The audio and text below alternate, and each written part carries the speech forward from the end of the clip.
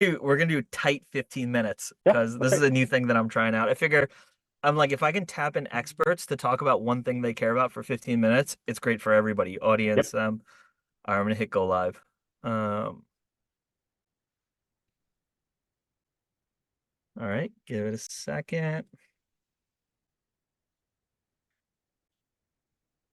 Hey, Ian, how are you? I'm great. How are you?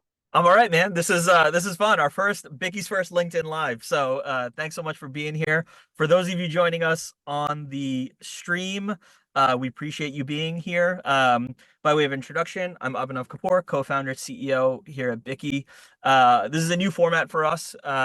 We're going to be meeting with industry executives, thought leaders, folks who can go really deep for in 15-minute particular topic that matters to the restaurant industry. And today, it's my pleasure to be joined by Ian Courtnage, CEO of Evergreens. How are you, Ian? I'm great. Thanks for having me. Good. So we're here to talk about value, the value equation. And when we were previewing this, one of the things that you and I were texting back and forth on was this idea that, McDonald's has sort of been warning about the value equation and the impact of rising prices on lower income consumers for the last couple quarters now, but maybe even stepping back and going a little bit higher level. Can you talk about from an operator's perspective, strictly as you think about pricing and inflation, what has the environment been like for the last 24 months? It's been really difficult. I think everyone believed that the supply chain disruptions you saw during the pandemic were transient, and that we would come out of the other side, and the pricing would go back to normal-ish, or at least the rate of increases would decrease. I think the reality is, to some degree, the supply chain disruptions have stopped, but I think you've got significant labor pressures, which flow through every line of the P&L. And then you still do have a lot of inflation coming through in terms of cost of goods, particularly if you're in the real food space where extreme weather has big impacts on produce, for example. And so it's not necessarily that much better than it was. It's just coming through in different ways. Yeah. And then if you, to the extent that you're comfortable in terms of quantifying it, how much do you, I mean, you can give a range too if it's Yeah. easier, but when you look at the inflation in COGS over the last 24 months, can you ballpark for us like what that increase has been like for you, for your brand specifically? Yeah, I mean, over the last couple of years, it's probably been 20-ish plus percent in COGS. And Yeah. then the number I have in my head for labor, at least in the markets that we operate, is since pre-pandemic, the cost of labor is up kind of 35-40% Wow. on an hourly basis. Wow. So it's very real. Yeah. And it doesn't seem to be slowing that much. Yeah. And so, I mean, would you say that this has been a common trend in, I won't say just fast casual QSR, because it seems like the entire industry, casual dining, like this term value equation. But if let's put the cost increases, 20 to 40% to the side over the last 2 years. Value equation, what does that specifically mean? And then I think we can rope in the cost increase piece, as it obviously influences the value equation. Maybe for you, just give a Yeah, high level definition of what is the value equation. yeah. I mean, we think about value as price plus offering plus service, right? Yeah. People tend to commingle price and value, and I think they're different things. Value is a component, or price is a component of value. And so it's how much does the thing cost? What am I actually getting in terms of the product from a quality, speed, convenience, customization standpoint? And then what's the quality of service that goes alongside it to really wrap it up and say, okay, how as a consumer do I place value on something? Yeah.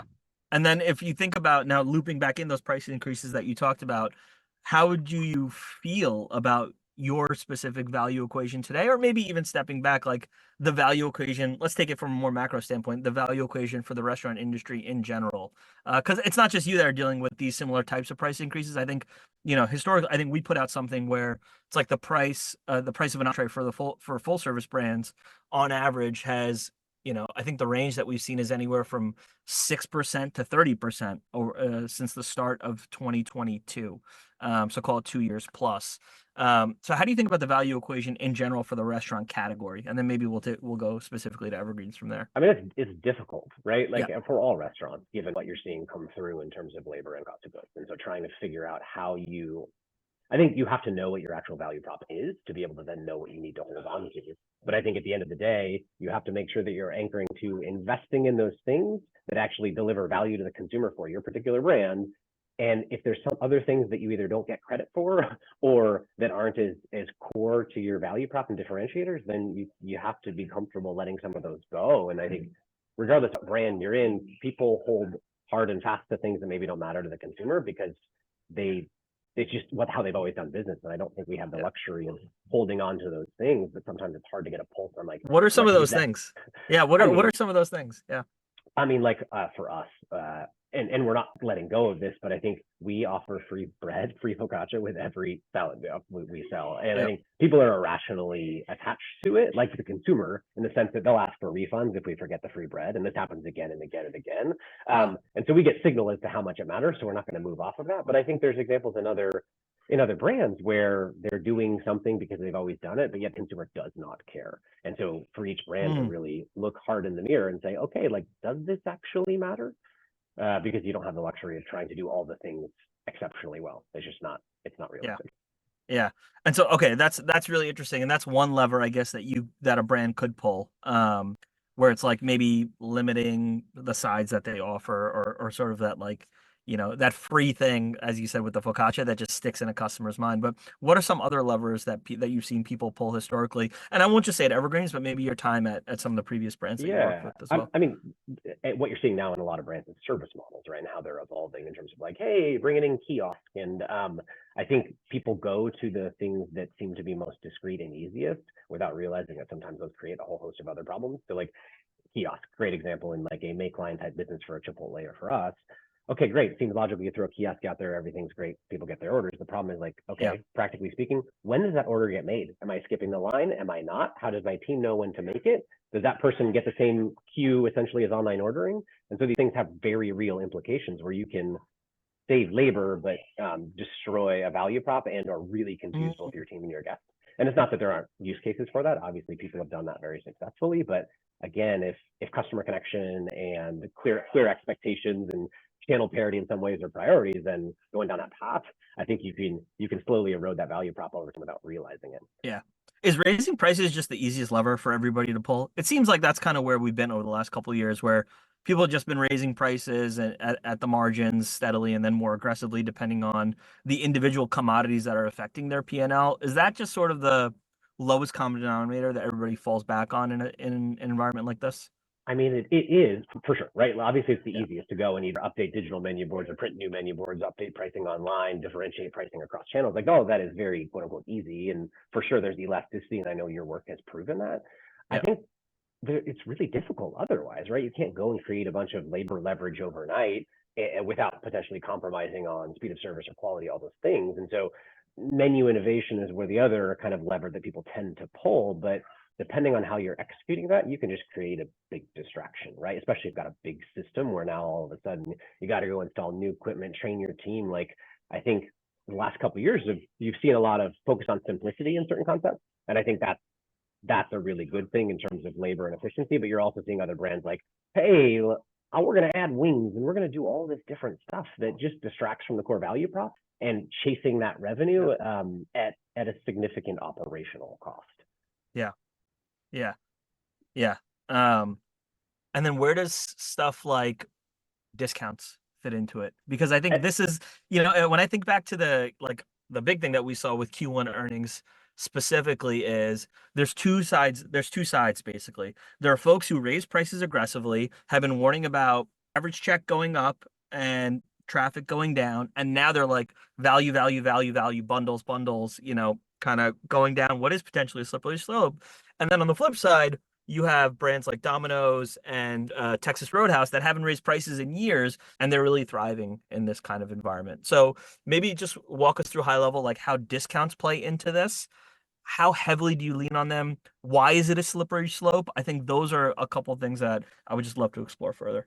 Yeah, I mean, I like taking Domino's, right? Up until I think like middle of 2021, they had I think 41 straight quarters of same store sales growth because like they Yeah. knew the game that they were playing, they were executing it really well, and for sure they were discount and bundle driven. They always have been. That's a part of their value prop. It's not as Hmm. though that is a new thing for them. Yeah. Yeah. And so like I think they've been very focused on doing what they do over a long period of time. And I think you have a lot of brands, not a lot of brands, there's a subset of brands that take that approach where they're like, we know who we are, we know what our value prop is, and we're not going Yeah. to get pushed off that very much, despite how the economy is doing, despite a pandemic.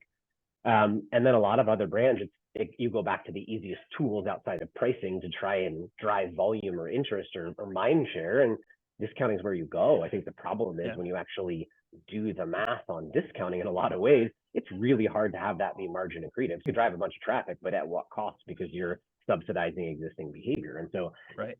obviously loyalty programs and targeting and things like that help you in some way, but a lot of these brands that are going very discount heavy are doing it in math. And so great to stay top of mind, right? If there's this thought process that consumers have, kind of 4 to 6 brands that they rotate through and that are top of mind, like yes, you want to be up there, but like how do you stay top of mind without having to give away the farm from a discounting standpoint? And Yeah. obviously it depends on where on the spectrum in terms of incomes and category you are, right? If you're a very premium brand versus if you're something that's more mass market, your willingness to do those things is probably a bit different, and how you approach them is different. But like one of the most clever things that I heard from a stadium operator here was that they came out with a value beer offer. They're like, value beer $5, and here's our value menu, and it was like 6 things, like popcorn, hot dog, whatever. Yeah. Yeah. So they went out and marketed that, but like half of that menu, they actually took prices up. But because the absolute price points were lower, they seemed to get credit for having this Oh, big value. And interesting. I was like, that's really clever, right? Where they're Interesting. going with the quote unquote loss leader, even though it's not a loss leader in the beer. Right. And they get the halo of value, despite the fact that half the things on there actually got more expensive. And Yeah. so I think you're going to see people like, how do you anchor to price points that maybe aren't new, but get credit for value because people just didn't realize that hamburger was $5. You didn't actually discount it, but it's about absolute value, I guess. Right. Right. And when you think about value for Evergreen specifically, are you responding only to changes in the P&L? Are you overlaying it with changes in your neighborhoods, in your local markets? How do you think about the trade-off between, again, like the pressures on the P&L versus maybe what your peer set is doing? Yeah, I mean, like at an absolute basis, I'd rather not take price, right? I Yeah. think that it's Yeah. such an easy lever to go down, and I think everyone, especially here, is so fatigued from a consumer standpoint of just everything getting more expensive and service quality going down that Mm, that's a lever we try not to pull. We obviously had to during the pandemic, and yeah. we're going to take a little bit of price here soon on salads, but we haven't in 18 months, right? So we've been Yeah. trying to hold our breath as long as possible. I just would rather not, and I think it depends upon your competitive set, right? It depends upon your demographics. I think we could raise prices quite a bit, and most of the consumers wouldn't blink because of who our consumer is. But I'd rather not do that. And so then Yeah. you start to look at menu structure and menu items and things like that to try and go find opportunity. You look at labor model, how you actually construct product, how you find efficiencies there to generate margin rather than just going to that pricing lever. Yeah. How have you changed the labor model actually in like the last I couple of mean, years to well, unlock I would sort of say that margin? Yeah. quite a bit. I think it's in what we offer, how we actually build it down the line, what that interaction looks like with the guest, opening routines, closing routines, just trying to find ways to, bit by bit carve out some additional room. And I think obviously tenure matters in terms of employees as well. And so the more you Yeah. can invest in the employees to train them and get them up to speed, have them stick around, right? They're a lot better once they get to mastery at their job than if hiring someone off the street. And so it's all those things. And we still have a ton of work to do, but I think you look at our P&L today versus what it looked like during or pre-COVID, and it's drastically different in terms of efficiency, particularly within the labor line when you actually look at like entrees per labor hour. And so I think you have to keep iterating at the same time. Yeah. I don't want to go to a model where it's like, hey, here's the kiosk, have fun.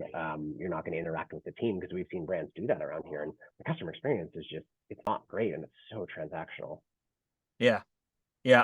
I hear some of the argument where it's like, oh, the younger generation doesn't want to talk to anybody and they want to go straight to the kiosk. But I also see the flip side of losing that element of the guest experience and customer service. I want us to keep to the tight Yeah, 15-minute window. So we're less than a minute here, but where do you see this going? Where do you see inflation going? Where do you see the value equation going? Let's call it over the next 12 months. Is it going to get better? Is it going to get worse? How do you think about the environment we're heading into here over the next 12 months? I don't think it's going to get any easier for operators. I think you're going to see, especially on the smaller end, a lot of operators have that end up going out of business, particularly within certain markets that have disproportionate labor pressure. So I don't think it's going to get any easier, but I think everyone's going to be more hesitant to take price because of the macro narrative. At the same time, for those brands that are large enough that can take a 10-year view, stick to their value prop and avoid the temptation of like flooding their menu with new products that are irrelevant, taking a bunch of price, discounting heavily. Like, again, you go back to that Domino's example, and the ones that can generate 41 straight quarters of sales growth, like because they know their value prop and their demo, those are the ones that are going to win on an enduring basis. It's the Costco mentality versus kind of some of the other things we're seeing. Yeah. We know who we are. We know what we stand for. Let's hold fast to it as closely as possible. Yep. Yeah. Amazing. Well, Ian, this has been great. Thank you so much for joining us. For those of you on the live stream, appreciate you being here. Hope you learned something.